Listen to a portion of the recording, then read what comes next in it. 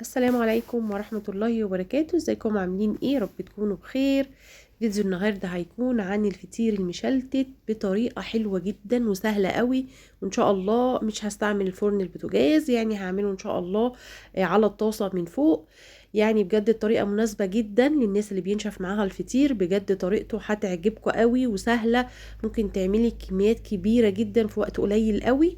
دي الكمية بتاعتي اللي انا عملتها. عملت كيلو دقيق، عمل لي 9 فطيرات حلوين قوي مناسبين زي ما انتوا شايفين، بجد سوا تحفة وطري جدا، مش محتاج لأي حاجة. اول حاجة قبل ما نبدأ الفيديو نصلي على النبي عليه الصلاة والسلام ونسمي الله ونبدأ الفيديو على طول. عندي هنا كيلو من الدقيق، عندي 3 معالق كبار من السكر، عندي رشة من الملح، عندي كوبايتين ونص من المية الدافية، يعني ايه مش مغلية، هي دافية شوية. اول حاجة طبعا هعملها هنخل الدقيق، ودي خطوة مهمة جدا لازم نلتزم بيها. ليه بعمل كده؟ علشان لما بتنخلي الدقيق بتدخلي هوا كتير كده، وبيبقى معاكي العجينة طرية قوي، وفي نفس الوقت ما يبقاش فيها تعرجات، وكمان بتخلي عملية الفرد سهلة قوي. تمام كده. المية خليها دافية علشان احنا في الشتاء، لكن لو في الصيف عادي جدا تستعملي المية عادي جدا، يعني باردة خالص ما فيش اي مشكلة.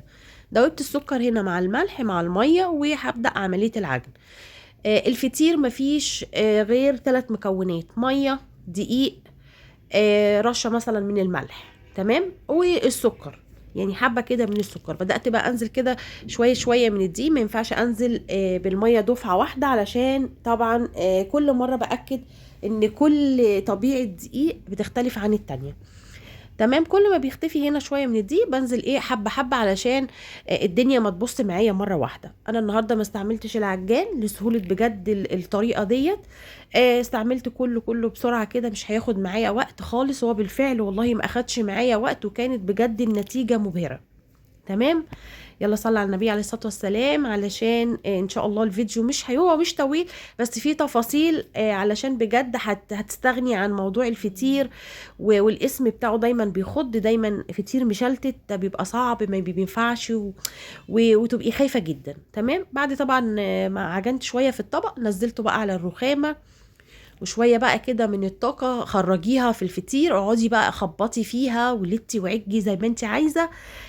دي طبعا بتخلي بموت مادة الجلوتين اللي هي فيه. مادة الجلوتين اصلا بتديكي مطة، وده المطلوب في الفطير، اكيد مش مطلوب في حاجات معينة، بس ده المطلوب في الفطير.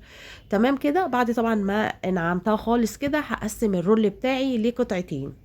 كل قطعة هقطعها على حسب ما انا عايزة. يعني انا هنا قطعت كل قطعة حوالي 4 أو 5 فطاير. تمام. حجم الفطير او حجم القطعه هو اللي هيحدد لك الفطيره بتاعتك حجمها ايه.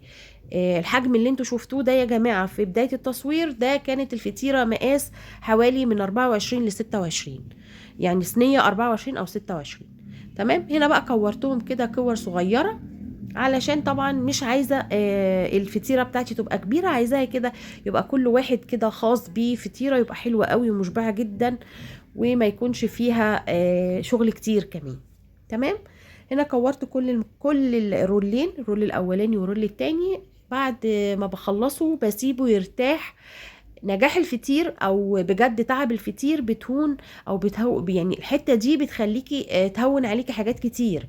اللي انا هسيبه شويه يرتاح نص ساعه ساعه، كل ما بتشوفيه ما بتسيبيه انت فاضيه وتسيبيه في وقته ياخد وقته، كل ما يبقى معاكي راحه اكتر في الفرد. تمام. خلصت كل الكميه اهي. رشيت بقى هنا رشه كده من الزيت علشان ما يلزقش كله في بعضه، زي ما انتم شايفين انا ماسكه بس البخاخه رشه بسيطه، وبعدين هغطيه واسيبه على جنب يرتاح تماما. يعني انا سبته بصراحه حوالي نص ساعه كده، من نص ساعه لساعه الا ربع. هنا بوريكم ان انا بحط الزيت رش كده رشات يعني. فانا هعمل ايه بقى في الفتره اللي جايه؟ عندي هنا بقى الزبده بتاعتك، عايزه تستعملي زبده وسمنه تمام، عايزه زبده وزيت تمام، عايزه زيت لوحده مع زبده بردك تمام. الماده الدهنيه اللي انت تفضليها. انا هنا عندي هنا سمنه نيوزيلندي مع سمنه بقري طبيعي. تمام. هنا بقى نزلت كده بحبه من الزيت، ما ينفعش احط حته قطعه سمنه او زبده، هتلاقيها تنشف معايا، الدنيا ساقعه وهتقطع لي العجين وتبوظ لي الدنيا، وكمان مش هيبقى سلس معايا في الفرد. تمام كده. هاخد بقى اول كوره انا سبتها ترتاح. هنا وريتكم بعد ما سيحتها حطيت الزبده هنا حوالي 30 ثانيه في الميكرويف وساحت معايا. هبدا بقى عمليه الفرد. عمليه الفرد مش محتاجه افتكاسه، يعني قطعه العجين على الرخامه انا مش بشيلها. تمام كده زي ما انتم شايفين انا بفضل بس ادخل هوا، يعني بضغط من النص اطلع على الاطراف، وبعدين بايدي حاجات بسيطه جدا زي ما انتم شايفين كده. هي اصلا قطعتها صغيره. بعد كده هحط شويه من الزبده او من السمنه، وبعدين اطبقها بالشكل اللي انتوا شايفينه ده. كل قطعه انا بطبقها بضيف لها مسحه كده من الزبده او من السمنه. تمام كده. مفيش اسهل بجد ولا ابسط من كده.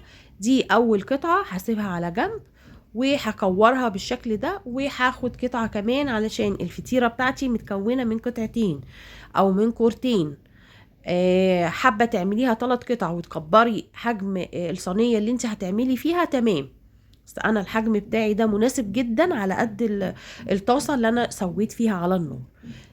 دي تاني قطعه، وبدات طبعا حطيت لها شويه، فردتها وحطيت لها شويه من الزبده، وجبت الطبقه اللي انا عملتها من الاول، وهطبق كل العجين عليها. بطبق واضغط. تمام. بصوا الهواء داخل فيها ازاي من غير بقى ولا يعني اقطع بقى كتير ووجع قلب بجد المشلتت ده. بس بجد الطريقه دي هتعجبك قوي وهتكون معاكي سهله، بجد هيبقى فيها كميه انبهار في الفيديو ده رهيبه.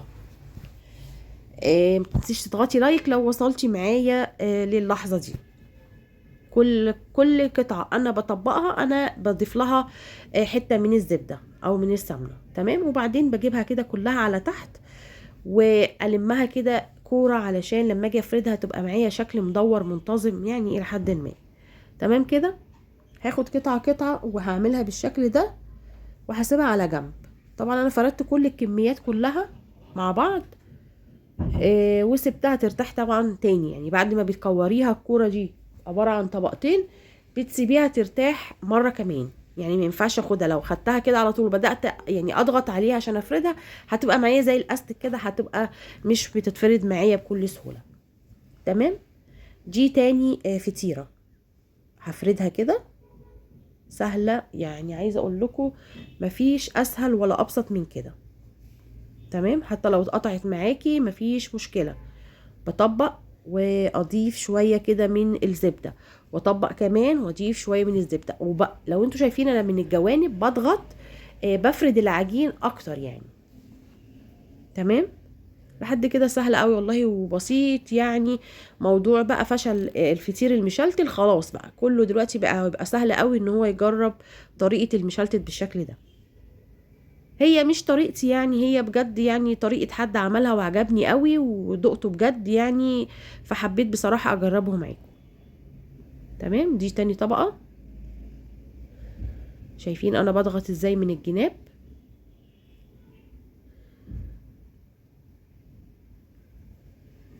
تمام كده.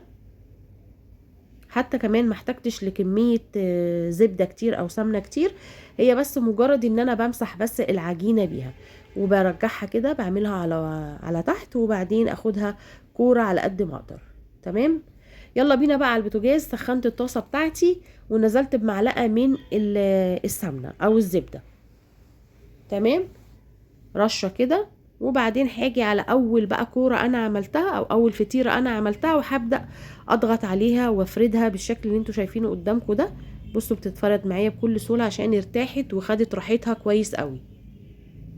حاولي ما ترققهاش قوي، وبعدين يعني تبقى معاكي مناسبة على قد الصينية او الطاسة اللي انت هتعملي فيها على النار اللي انت هتسوي فيها.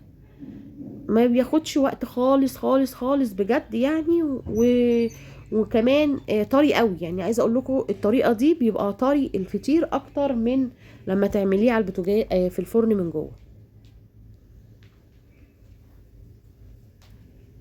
بالراحه كده، ما تحاوليش تقطعي في العجين، يعني ضغطه كده من الوسط واطلع بيها على الحرف على قد ما تقدري. خليها كده شكلها مدور على الطاسه بقى كده على طول، علشان هنا بوريكم. بصوا الهواء اللي دخل فيها من غير طبعا فرد كتير. بصوا كل الفقاعات البيضة اللي ظاهرة دي كلها دي فيها هواء، معنى كده ان هي ان شاء الله هتبقى هشه كده ومنفوخه في الطاسه، وطبعا هتشوفوها قدامكم. خلاص هنا بقى النار لازم تكون اول ما ببدأ احطها النار بتكون وسط، ولا هي عالية قوي ولا هي طبعا النار هادية جدا. واهم حاجة طبعا هنغطي الفطير بتاعي كل دقيقة، بقلب على اتجاه واغطي كل دقيقة. يعني ما تزوديش، يعني ما تخليش الفطير بتاعك يتحمر تماما وبعدين تقلبي على الناحية التانية، لا، كل دقيقة بتبدأي تقلبي زي ما انت شايفة، بقلب واغطي كمان عليه. ليه بغطي؟ علشان طبعا ده بيسرع لي السوا، وفي نفس الوقت بيخلي البخار يخلي الفطيرة معايا طرية جدا، مش محتاجة اي حاجة. بصوا كل دقيقة بقلب، مش ما اسيبش بقى الفطيرة لحد ما تاخد اللون الغامق خالص من تحت، كده هتبقى معايا ناشفة، وفي نفس الوقت هيبقى فيها يعني مش هشة كده، ولا الفراغات ولا الطبقات اللي جوه اتنفخت معايا. بصوا بقى هنا الفطيرة بتاخد وقت قد ايه على النار؟ هي اخدت معايا كل فطيرة يعني بضيفها حوالي 4 دقايق. يعني هي في الحدود دي، يعني ممكن اقل طبعا. وبأكد النار بتكون وسط، يعني ما تكونش عالية ولا تكون واطية. تمام. عايزة اقول لكم اهي طبعا هنا الكاميرا جايبة الطبقات قد ايه هي هشة طرية جدا، وعايزة اقول لكم ريحة بقى جبارة. جربوها ان شاء الله بجد، يعني مش هتبطلوا تعملوا الطريقة دي. بصوا انا لما بقلب اهي باينه ان هي بتتنفخ، وبعدين طبعا لما برجعها الناحيه التانية الهواء بيخرج، وبعدين لما ارجعها كمان تبص تلاقيها طلعت تاني قبت معايا. عايزاكم توصلوا للدرجه دي، وكده طبعا تتاكدي ان الفطيره بتاعتك استوت تماما. اول فطيره اهي خرجتها، بصوا شكلها عامل ازاي، ما شاء الله جميله جدا. كيس بقى من اكياس التلاجة، كل ما بتطلعي فطيره بتغطيها بكيس. تمام. او ممكن تحطيها طبعا في حاجه كده بغطا، حله مثلا، وتغطي كل فطيره انت بتطلعيها. تاني واحده، تاني فطيره، بصوا، واغطي كل دقيقة على كل جنب، وبعدين اغطي تاني الصينية بتاعتي علشان يعني البخار نفسه يسرع لي عملية السوا. مفيش اسهل بجد ولا ابسط من كده، حاجة كده جميلة يعني. ادي تاني فطيرة كانت بالشكل ده، بصوا الجمال، ان شاء الله انتفخت اهي وبقت جميلة ولونها جميل. في نفس الوقت برضك مش مفيهاش كمية السمنه الكتيره. بصوا لامعه ازاي وطريه من غير اي حاجه. خلصت طبعا انا الكميه كلها بالشكل اللي انتوا شايفينه قدامكم ده. بصوا جميله بجد ما شاء الله. الكيلو عمل لي 9 فطاير كده. خلاص خلصت الفيديو، ان شاء الله يا رب يكون عجبكم، وما تنسونيش في اللايك، ولو اول مره تشوفيني ما تنسيش تشتركي في القناه وتفعلي الجرس على الكل عشان يوصلك كل اشعار جديد انا بنزله. واشوفكم باذن الله في فيديو تاني، والسلام عليكم ورحمه الله وبركاته.